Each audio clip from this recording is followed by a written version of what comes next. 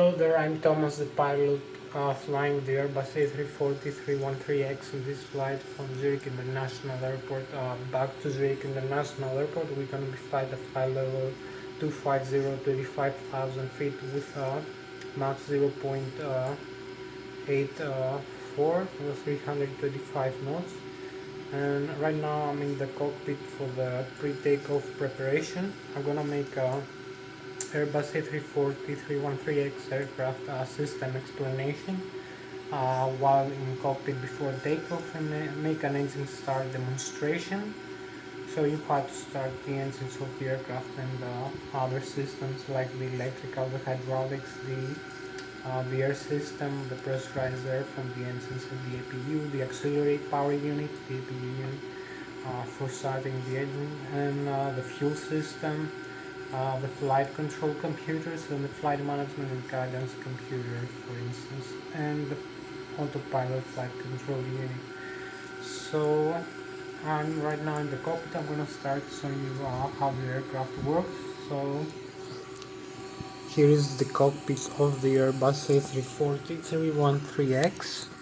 You can see here we have all the instruments. You can see the panels. Here is for instance, here you can see the primary flight display. Over here that displays the airspeed of the aircraft and the barometric altitude above sea level, the radio altitude, and the flight mode annunciator with the auto thrust demands depending on the setting of the thrust levers. Over here you can see we have the flight mode annunciator here displaying the modes. It's his arm right now, the auto thrust is arm. You can see also here displayed the demand of the thrust from the engines when I move the thrust levers all the way up, for instance. You can see the N1, I will explain you in a while. So you can see also here we have the side stick over here. We use the side stick to control the aircraft flight control surfaces when it's in flight or in draft. So when we move the side stick up or down, we pitch the aircraft up and down with the elevator. Over here you can see displayed also over here the elevator, the left elevator and the right elevator, and the hydraulic system which supplies its flight control surface. So we can do the opposite. We can do for controlling the ailerons and the spoilers, for bankrolling the aircraft left or right. We can do the side stick left or right, as you can see over here displayed in the ECAM display.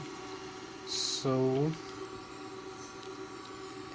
you can see also I'm using this side stick over here to fly the aircraft, to control the aircraft in this simulator, which is identical to the Airbus flight control side stick. So hope you can see. I don't have a good lighting right now, so you can see I do the same movements over here as the simulation is doing. It's proportional actually to my hand movement, as you can see. And this is how I control the aircraft now in this simulator. So it's a good resemblance of the aircraft and very identical to what I want to do when I fly the simulator. So I will show you what it's doing with that in a while. So you can see I use this to bankroll the aircraft left or right, or pitch up the aircraft up and down. So I use the spoilers and the ailerons over here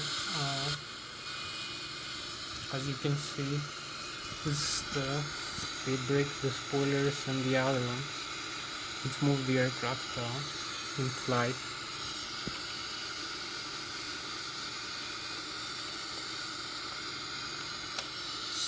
So I move them using this side stick,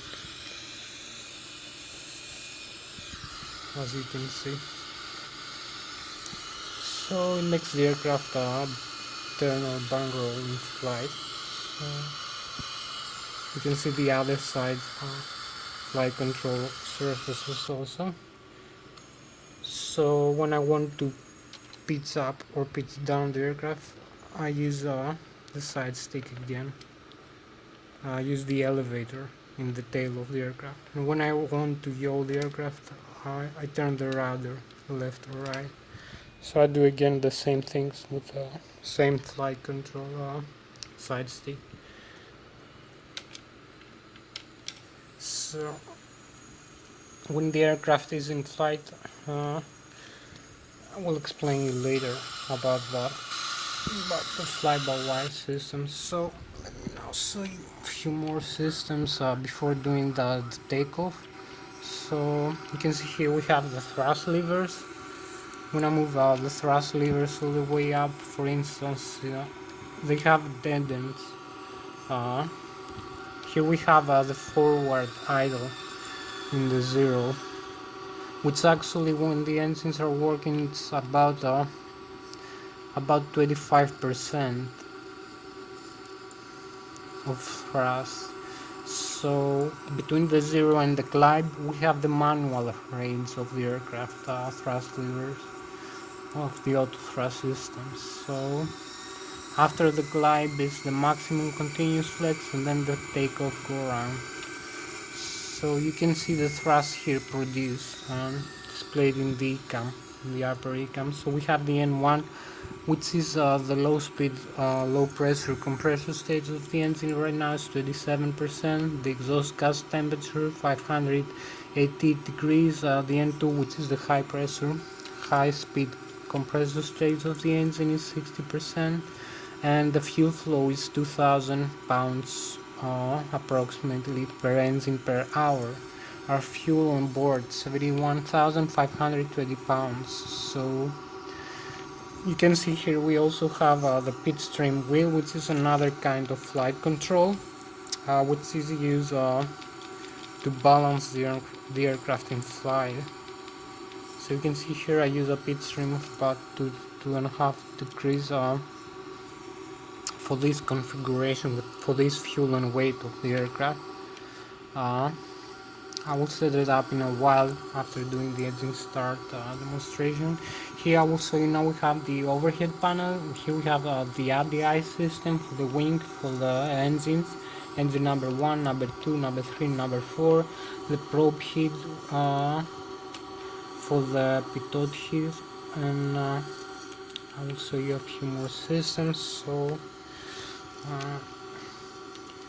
here we have the air system, which depicts the pressurized air from the engines. Engine number 1, number 2, number 3, number 4.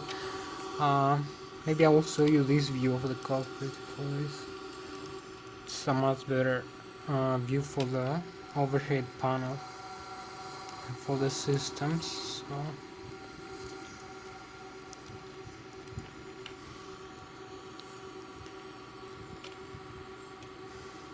So you can see here, if I use the ECAM like that, so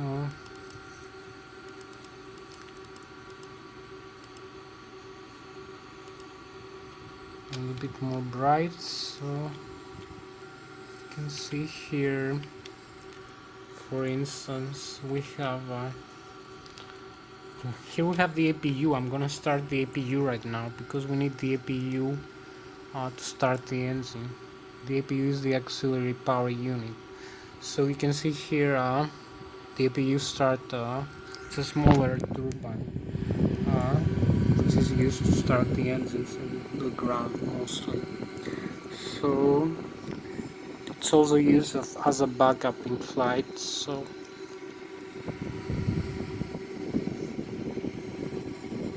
you can see the exhaust gas temperature is increasing. The APU generator is supplying also electrical power and pressurized bleed air. The APU has many subsystems, so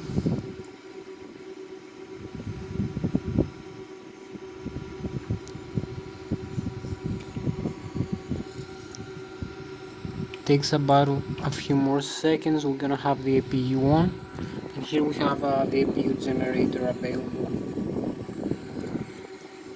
So I will show you now. Here is the bleed system, the engine bleed system, as you can see.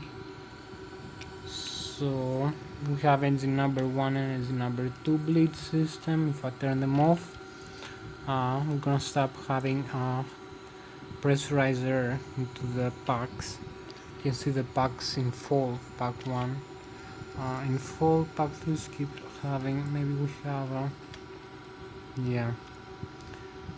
If we start the APU bleed, we're gonna start having no fault here in the pack 1. So I will turn them back on again, so you can see now. Here is the cabin pressurization of the aircraft. You can see here in this system the cabin press. I will show you here the controllers of the cabin pressurization. So here it is. We have the valve and the vertical speed and the mode select and the landing elevation. We have it in the auto right now, so I can change the mode to manual if I want. So I will have to use this switch when we climb or we descend to pressurize or depressurize the cabin. So I will switch it back to the automatic. Right now is applied from the bleeds. So here is the engines. Here is the pressurization. Here is the electrical alternate current. So from each engine we have 4 engines. Each engine supplies the aircraft with pressurized air and also with alternate current. So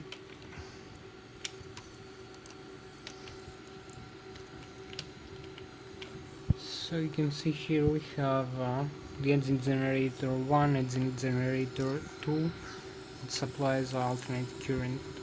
Engine generator 3 and engine generator 4. So if I turn off all these generators, you can see also the IDG here, which is the integrated drive generator, which is a generator connected to the engine. We use this red carded switch to disconnect it from the engine. So you can see here the off reset. So we have no engine generator alternate current right now. So if I show you here, still have the APU available. So if I turn off the APU, now we have no alternate electrical current into the aircraft. We only have direct, which some of that is converted back into alternate current through some static inverters. So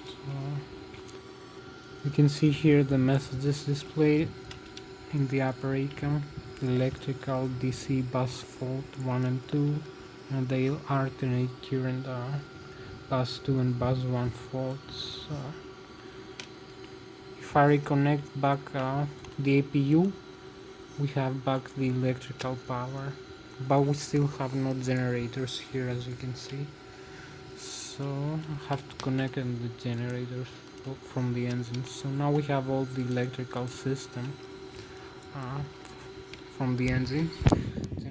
1 and generator 2. They have each one 115 volts, 399 Hz, 75,000 kilovolts or 1000 watts each one.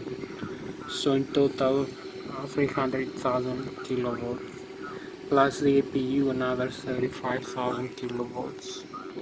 So here we have the alternating current, here we have the direct current, the batteries is located in the same panel. So if I disconnect the batteries, you see we have the off message. We still have everything working to the aircraft. I disconnect the APU battery, there is no problem. You can see all the APU TR here in full yellow, so I will reconnect the batteries. So you can see the voltage here from the batteries. We also have from the alternate current 28 volts 40 amperes, which is converted from alternate current through transformer rectifiers and supplies direct current from alternate current. And we have direct current converted into alternate current through the static inverters. So I will show you now maybe, I don't know, maybe the fuel or the hydraulics, I'm not sure. So here we have from each engine, we have the green from engine number 1 and engine number 4. We have the blue and we have the yellow, as you can see, one from each engine, engine number 1, engine number 2, engine number 3, number 4. So engine number 1 and engine number 4 is the green system. Engine number 2 is the blue and engine number 3 is the yellow. And they supply this hydraulic pump supply the flight controls, the landing gear, extract and extend, retract and extend, the spoilers, the speed brakes, the elevator, the pit stream, the nose wheel steering, the reverse thrust, the parking brakes and many other systems. So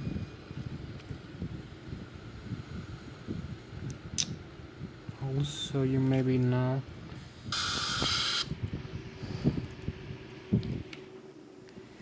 So this is the hydraulics I'm telling you about. So here we have the green, as you can see. We have let's turn off the engine drive and off the green and the yellow and the blue and see what happens. So if we turn off all of them, we're gonna have no hydraulic power. You can see them all off.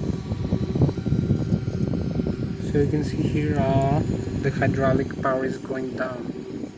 It is decreasing, so we're gonna have no flight control surfaces and no parking brakes in a while. It's decreasing to 0, but we have the electrical backup, so I can turn the backup on over here, which is going to supply the system again.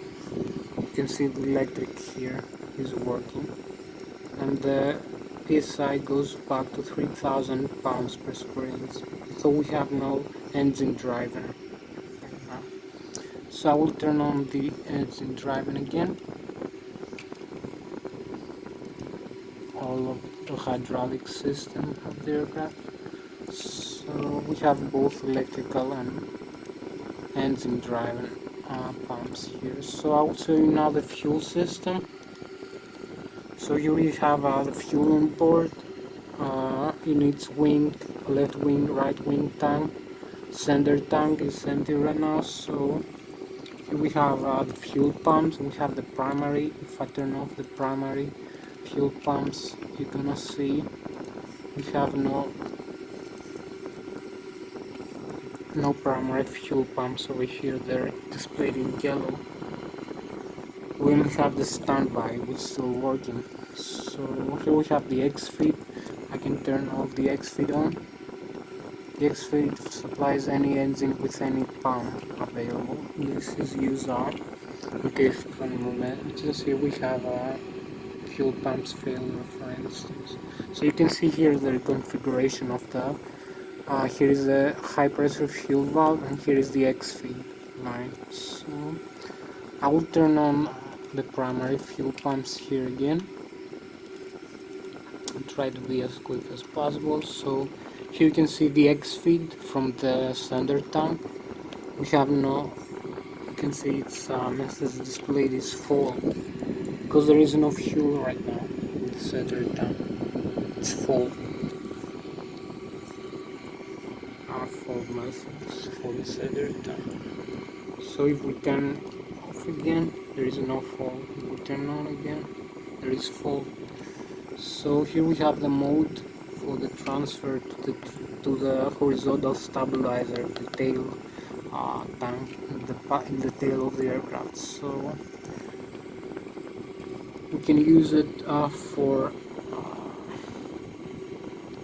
forward or aft. So we also have the outer tank transfer, this one, which transfers from the wingtip tanks of the aircraft. So its tank can be split over here. Inner tank split left and right, or you can use the jettison over here. So this tank can be split in two. It's wing tank, inner wing tank. So here we have the flight control computers, the primary and the secondary. Over here also we have some other systems. Here we have the air data inertial reference system. Over here, very important system. I will explain in another section, which supplies the aircraft with air data and inertial reference, like GPS and gyroscopic acceleration and magnetic compass and other data like pitot static, barometric and anemometric angle of attack of the aircraft. So let's go back again over here. So we have on the edge the fire suppression. Here we have the manual start engine selectors. We can use this for manually starting the engines, not automatically. So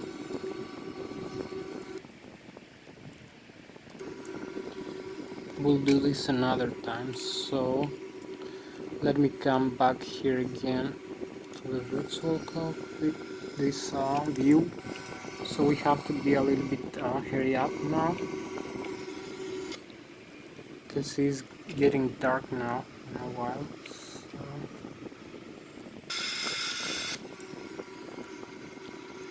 So right now I only have to make the engine start demonstration. So I will turn off all the engine master switches here. 1, 2, 3 and 4.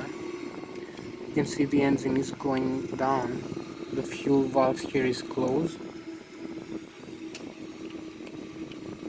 Fuel valve closed, so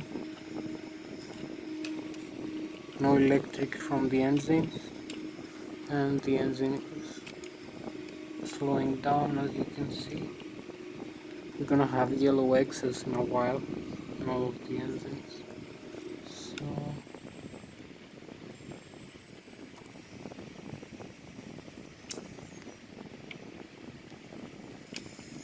we do have another. So I'm gonna come here and turn the pack off, pack wheel off, close the isolation valve over here. So now we can come here, but first I need to do the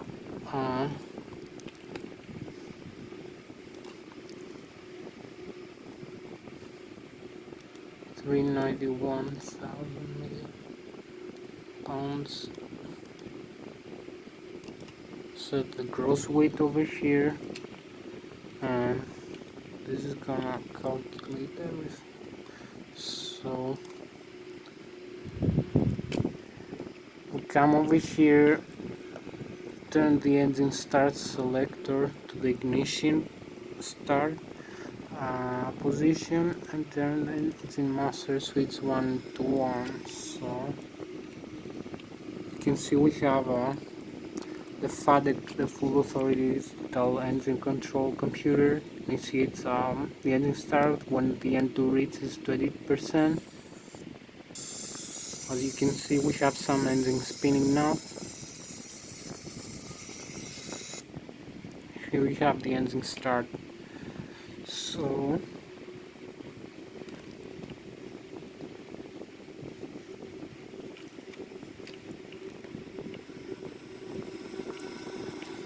now we have to make a couple of changes here. So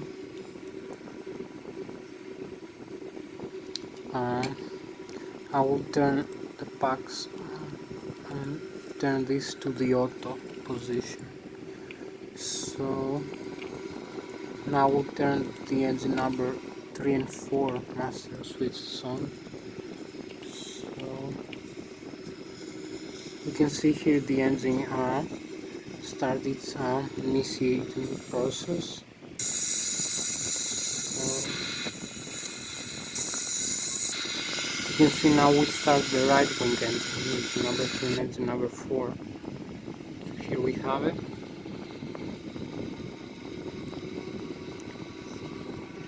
All engines are on right now, so the only thing I need to do right now is set the flaps to and initialize the flight plan over here. So Lszh to Lszh from Zurich International to Zurich International, align the IRS over here, cruising altitude 35,000 feet minus 35 flight number. So you are gonna see the modes here. Let's see.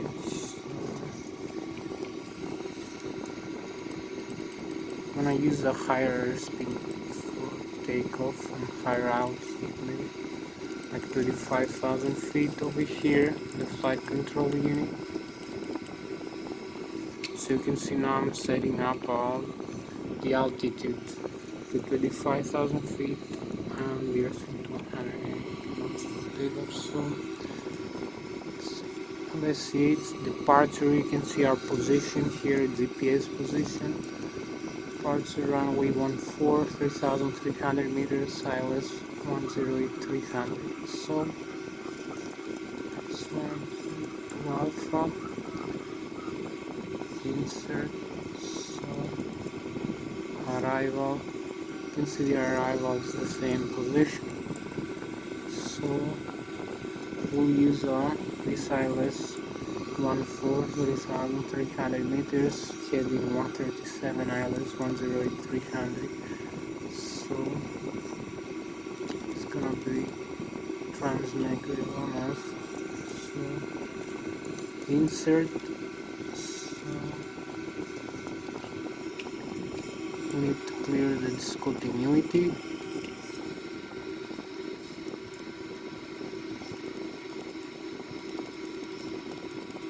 You can see where we have to fly through over here in the flat plan. So the aircraft is almost ready. I will turn on the ILS to show you.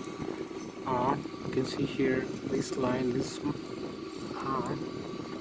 diamond, this purple diamond, they're representing the ILS, the localizer heading that we are aligning right now with the runway heading. And we need to do that when takeoff and landing. So I will show you one more couple of things now. So the takeoff performance, flaps to 2.5 degrees up, V1 145, we rotate 150, and we take off V2 155. So this is the flaps and the trimmable horizontal stabilizer. I will show you over here the flight controls one more time. This is the pit trim wheel, should be 2.5 degrees like it displays over here for takeoff. So we're ready now to take off. We need to have a few more airports here and a better display, the navigation display. We also have other traffic over here. It's on right now, the transporter, and we also have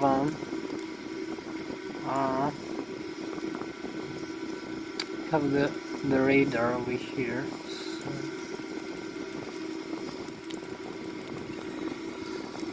the weather radars. So displays also the terrain. So you can see here we have the airspeed selected for takeoff, 155 knots, the climb and maneuver, which is the heading of the Lszh, which is also tuned here in the radio navigation. It's tuned automatically over here, or we can tune it over here. So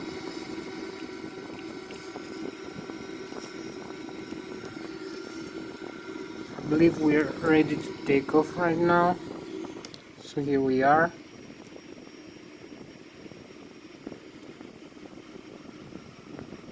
We're gonna start.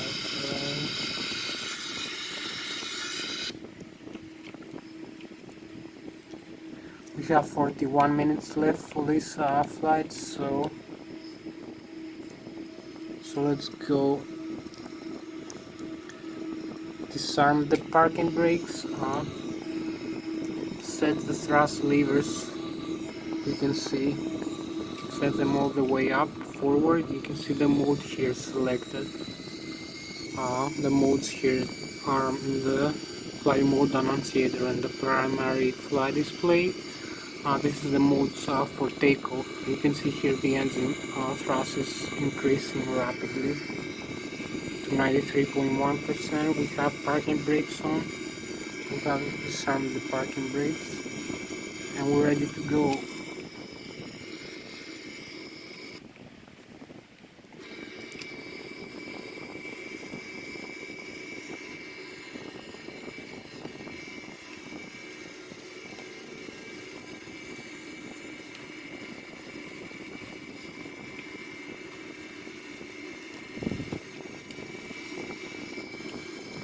Here we are, 130, 140 knots.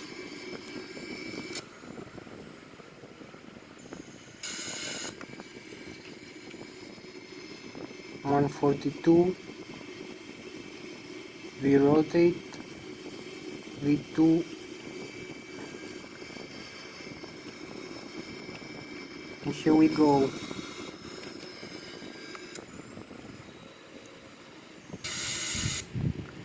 Here we take off, as you can see. Retract the landing gear.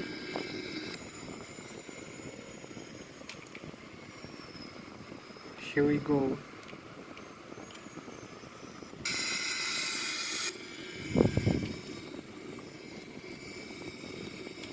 You can see our altitude above the ground is 1,200 feet. Our barometric altitude above sea level 2,800 feet. Gonna start turn to the left right now. We have the modes here and we need to use the lever to the climb tendon. So I will show you. Here we pass 2,000 feet above the ground. The radio altitude 2,300, 2,500, and here we go.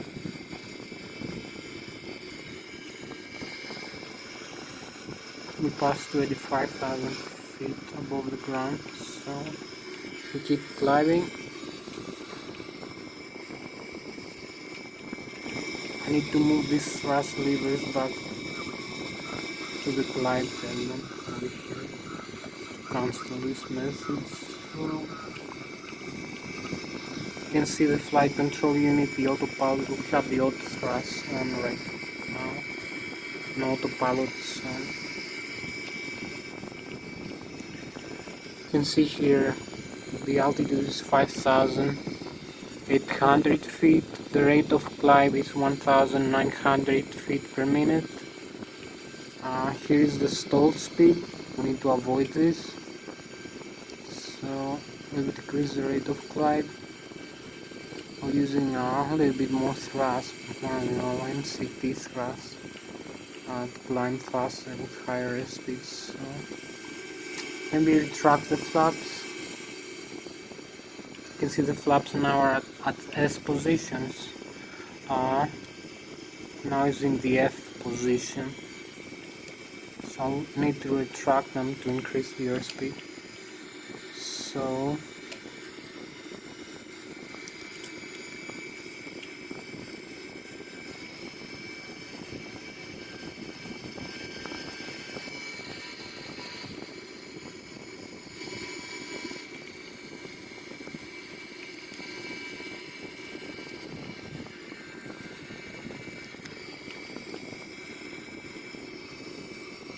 you can see as we keep climbing out past the 7,500 feet, here we are. Nice view outside.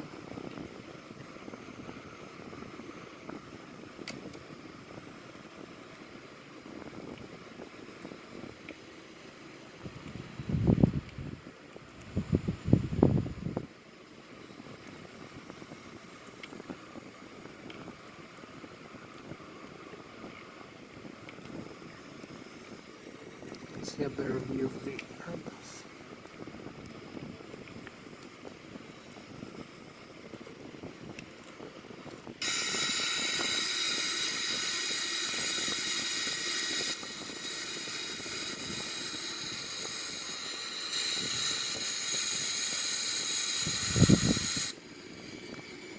So we keep climbing. You can see as it flex temperature outside. I will show you here the pressurization of the cabin. As the cabin is pressurized as we climb automatically, the freshen pressure, the rate of climb 100 feet per minute, and the cabin altitude right now 2,300 feet. And you can see we have one valve open, extra. It's closed, inlet is closed. So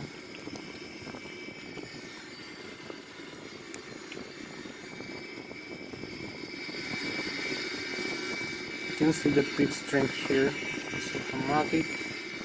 So you can see it here in the flight control.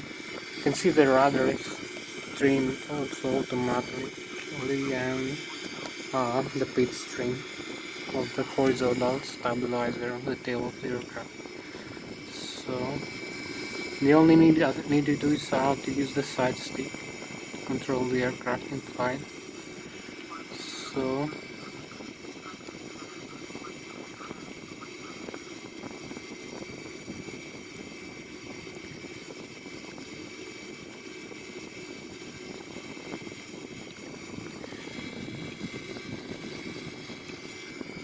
you can see we have the open glide and the nav in green, which is the active modes right now, the vertical and the horizontal, from the flight director and the autopilot and the flight management and guidance computer, as they're set to fly the aircraft.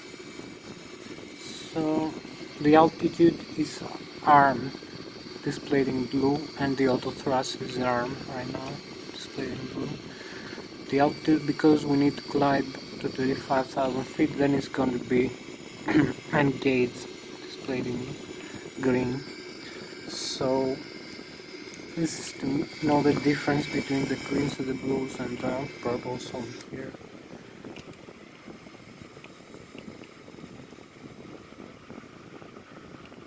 Let's have another nice view here. Have another 33 minutes to go with this flight.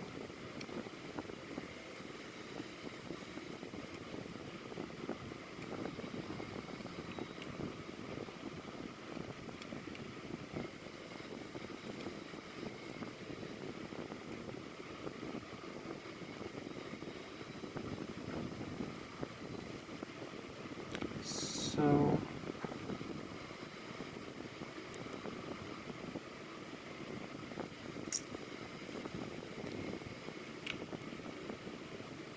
hope you like this view of this aircraft.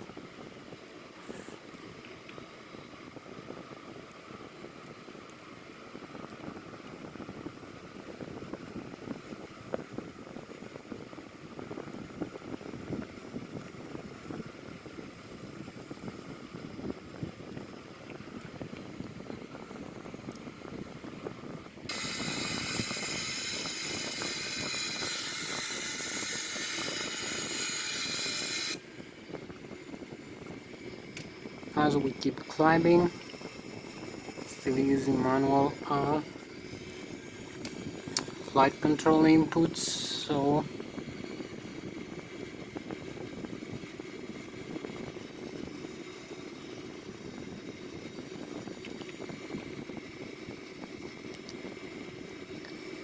I believe we have another 32 minutes of this flight, so let's drive it. Let's fly it actually as much as we can. So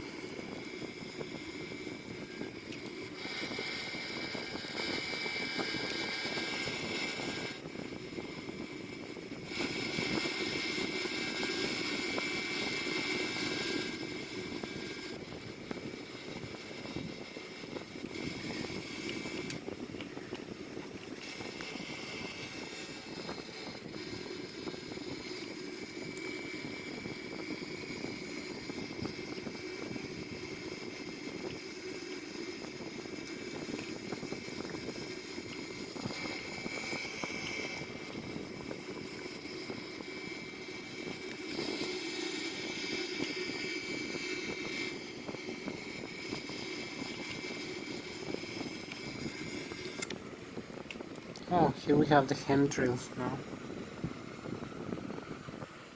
Beautiful chemtrails, nice view. We pass 23,000 feet right now.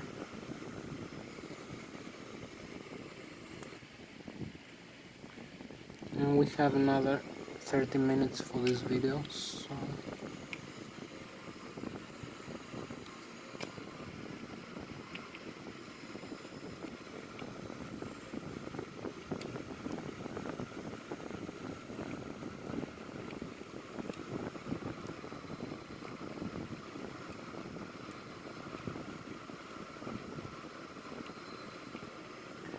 let's go inside the cockpit again. Here we are, 35,000 feet. Just made it. We have the altitude displayed in green now.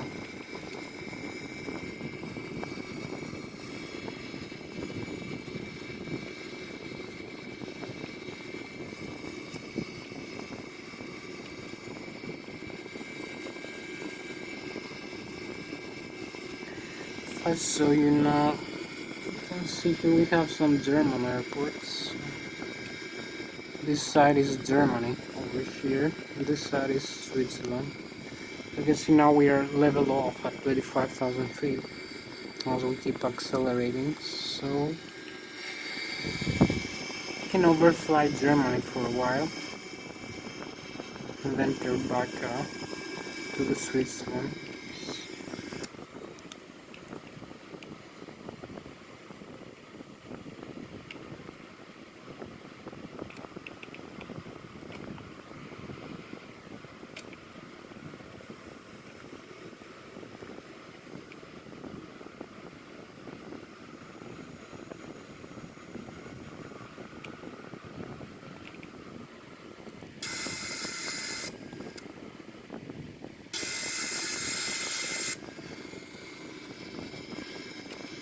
Leads us to the decrease the airspeed.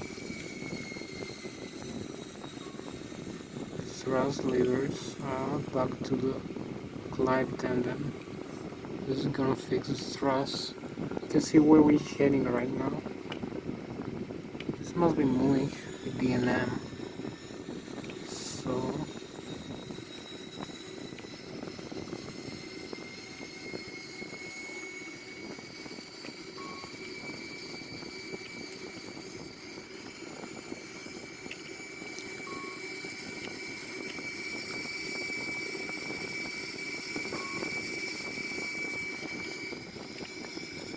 you can see now how to turn back into the airport as we are flying Germany here.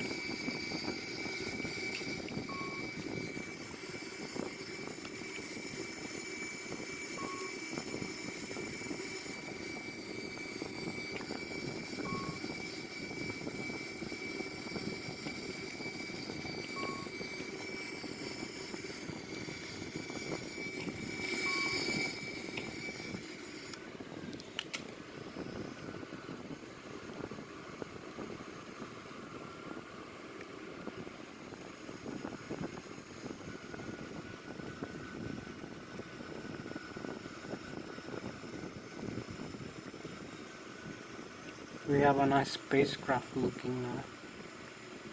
Airbus A340 313X. So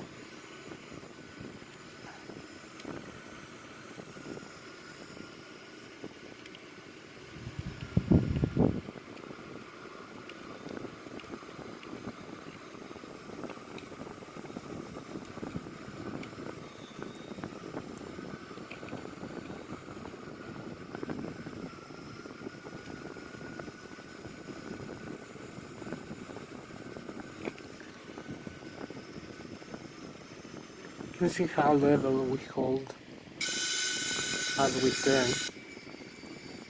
So the fly-by-wire is very good in holding this aircraft stable as we fly. So you can see the pit stream here, as I told you, is automatic, streaming the aircraft correctly. You can see we're trying to turn back into this point over here where the airport is while holding level over here. This altitude. So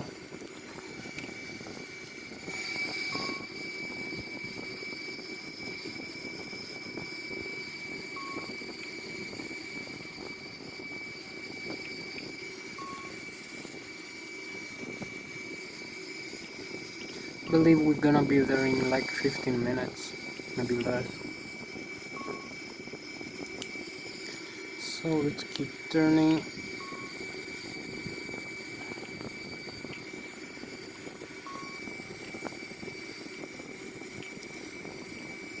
You can see the bank angle limits right here. It's like 30 degrees right now. We thought 33 degrees without any need of manual input. The aircraft holds the pit stream automatically. You can see the auto thrust limited. You can see some other aircraft flying here, displayed in the radar display.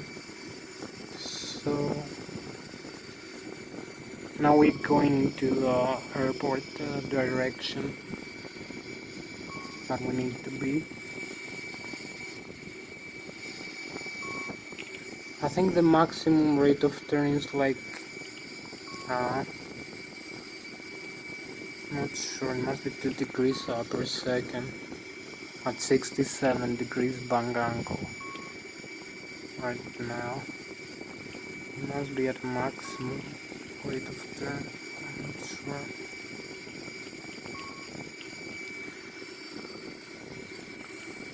Here we have it, and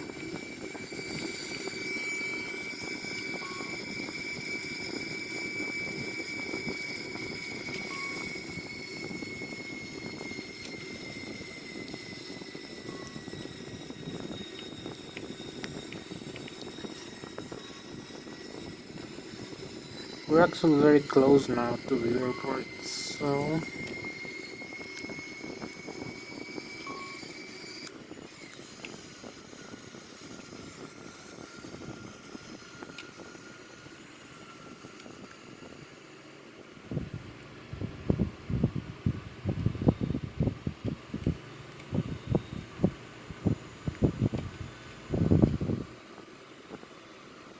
as we're going back into the Switzerland.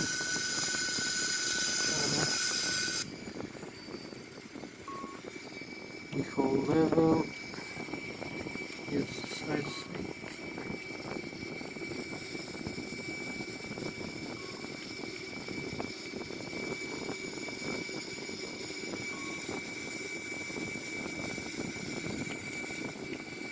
We need a little bit more airspeed, but I'm not sure.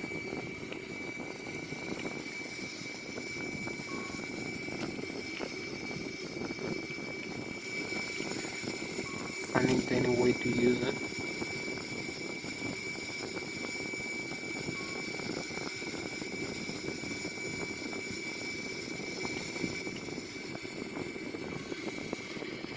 So here now we go with maximum airspeed. It's gonna make it harder to keep it stable in trims. So you see the distance for this waypoint, 32.4 nautical miles away. You can see our ground speed, our to air speed, and the wind. And the time of arrival over there.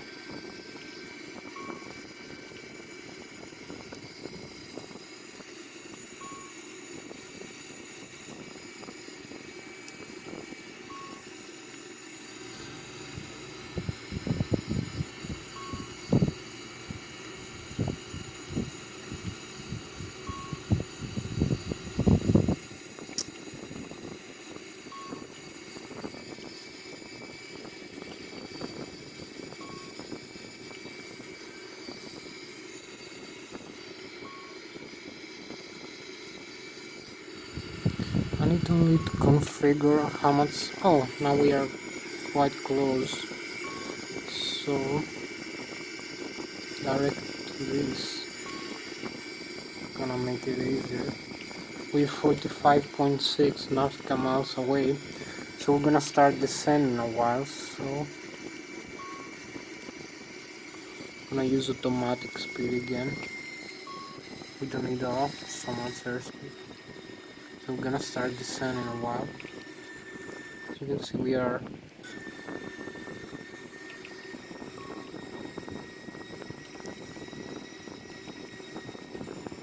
just 40 nautical miles away. So 42.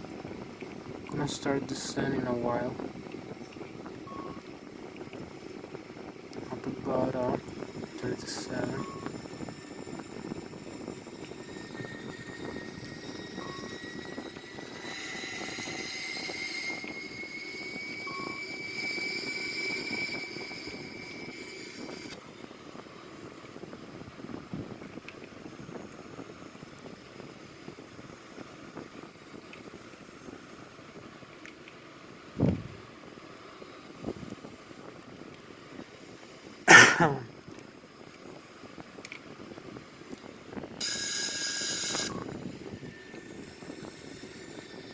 So let's start the descent right now.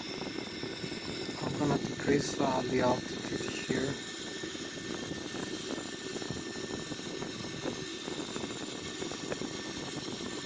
You can see here the altitude, the heading, the airspeed, and the vertical speed. So use vertical speed instead. I'm not sure.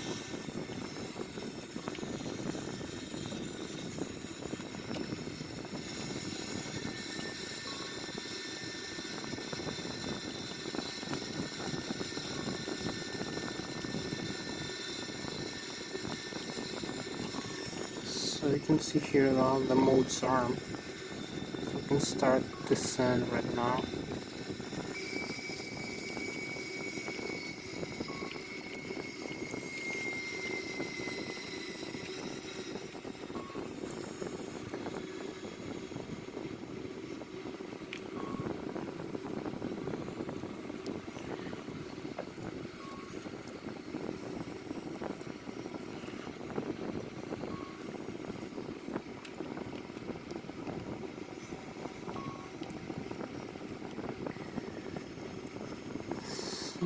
maybe use a little bit less airspeed. We're just 27.6. You can see the modes here in the flight mode annunciator. Our airspeed 300 knots. The altitude is decreasing, minus 1,900 feet per minute.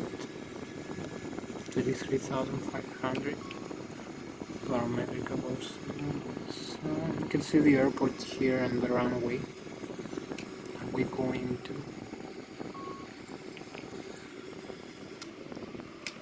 So here we go, start descent.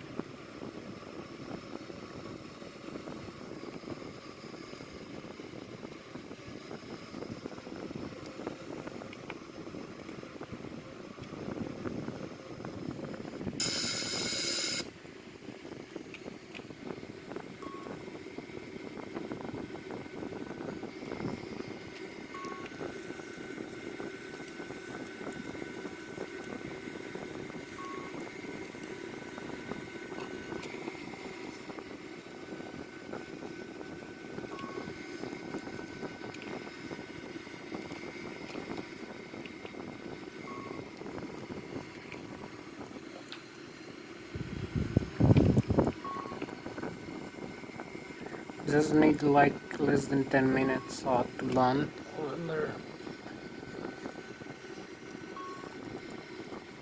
Here we have another aircraft.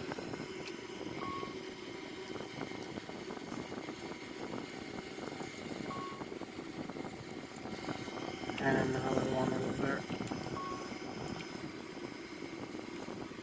We have some traffic, so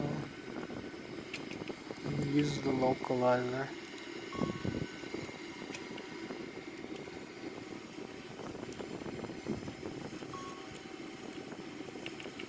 You can see those localizer arm. So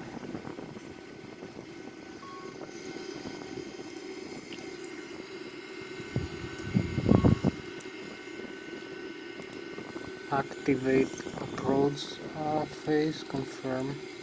So 29.92, 10 to 2.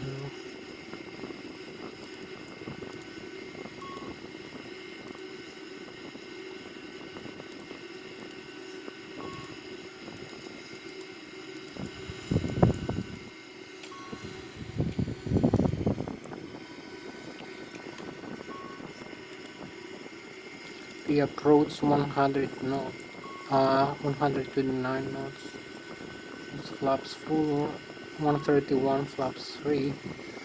So we're gonna use one of the two approach speeds for that. So here we go. We're even closer now. Here's the runway. We're 7,000 feet above the runway, as you can see.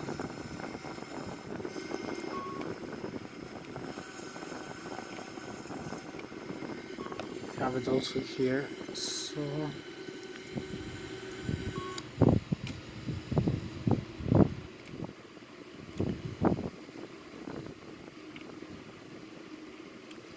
need a little bit more descent path.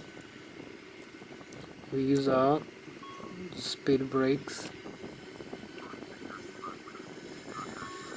Descend a little bit further.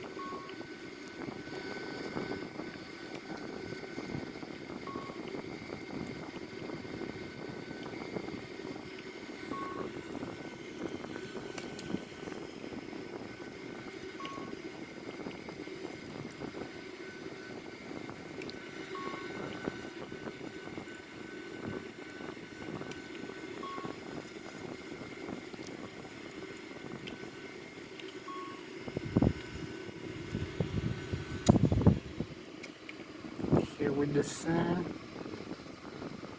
Here's the parts.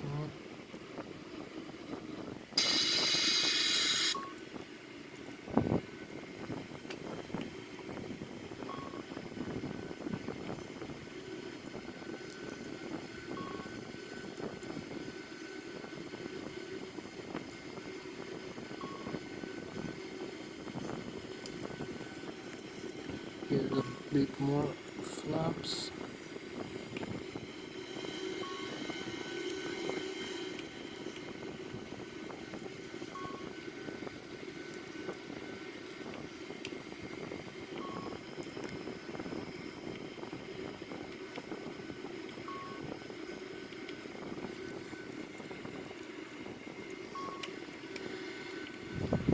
And maybe extend the landing gear, as you can see.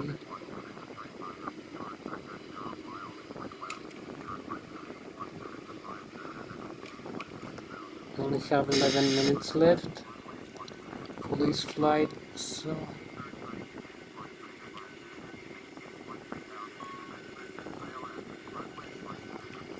avoiding the stall speed again over here is marking. Just 11 minutes left. Keep descending.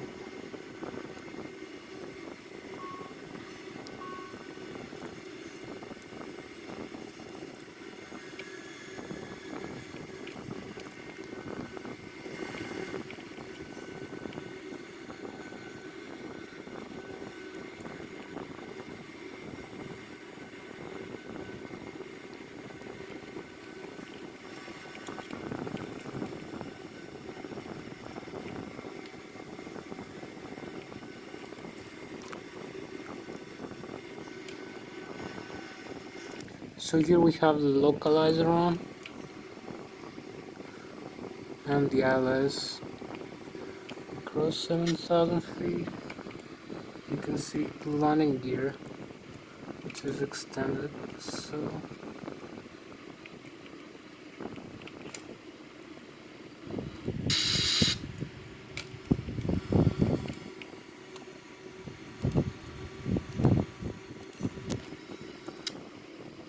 yeah, I can see a better view of the aircraft now. As we go in descent.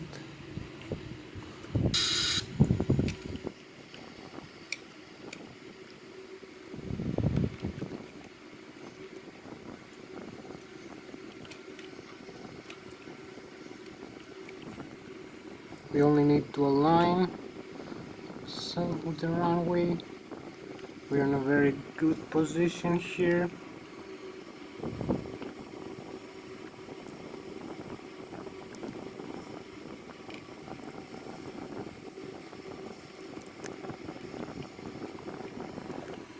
Just got in a good position. You can see we are aligned here with the localizer and the glide slopes. So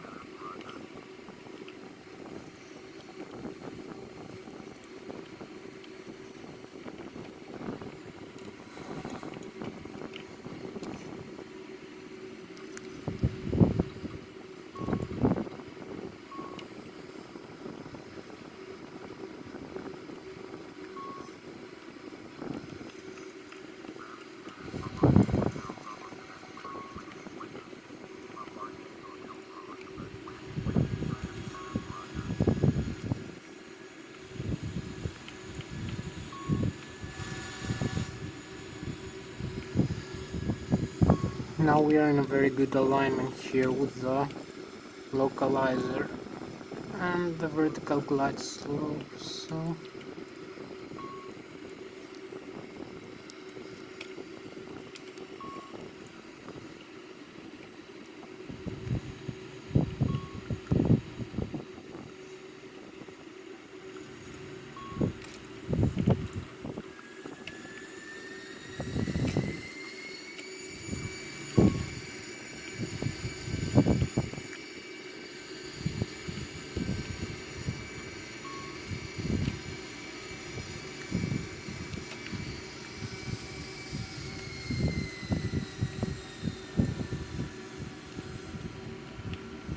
a bit of side wind, 500, 400,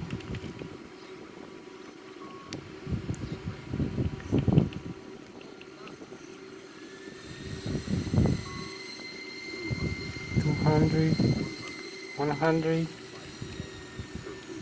50.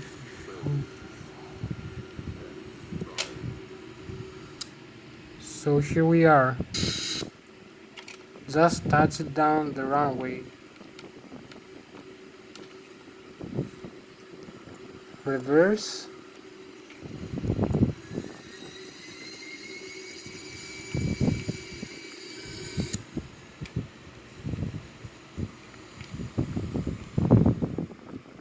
We just made a safe landing in the runway 14 of Zurich International Airport. So here we are.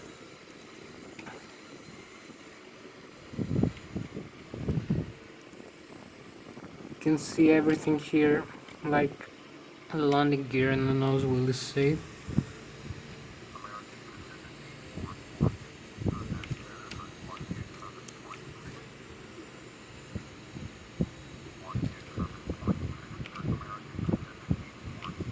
You can actually still use the aircraft. You can see the reverse thrust doors over here.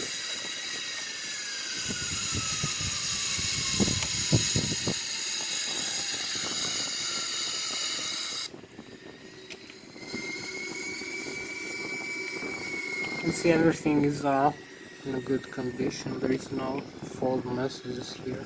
You can actually use the takeoff go around mode, just in case we need to go around. You can see it's still armed.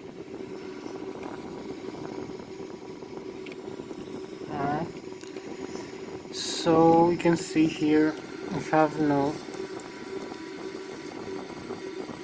wheels broken here, no tires, we have no messages, so everything is okay. You can see like the engines are okay, the pressurization of the aircraft is okay, the fuel tanks are okay. Over here there's no leakage, the electrical system, it's all okay, it's normal. So as I told you, you can see the landing gear here. It's completely safe. Have a nose wheel. You can see the nose wheel here on the landing gear, the tires, all tires over here, and the nose wheel over there. So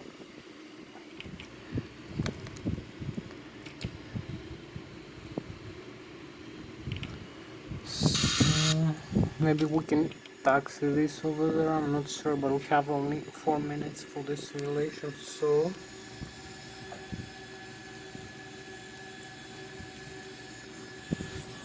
that was Thomas, the pilot, flying the Airbus A340-313X in this flight from Zurich International Airport back to Zurich International Airport. Thank you for joining me. We fly the Airbus A340-313X. So I hope I see you in another flight very soon, maybe with another Airbus or Boeing aircraft, maybe the Boeing 737 or the Boeing 777. Maybe I'm gonna taxi this aircraft right now in the taxiway. So you can see I use this side stick to fly the aircraft. As I saw you before, so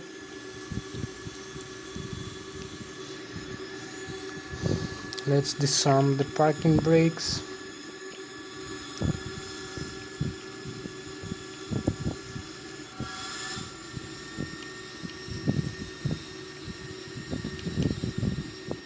You can still roll the aircraft quite normally, as you can see.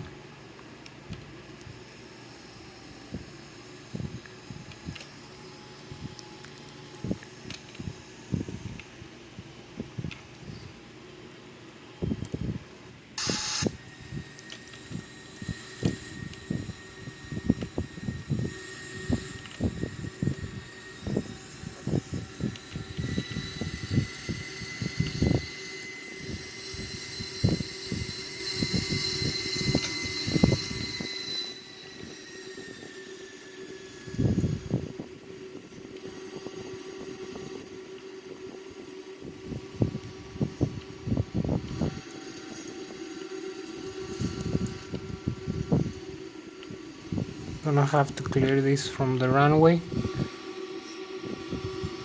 Go into a taxiway. So here it was. So I'm gonna have to take the next taxiway. So I'm gonna do it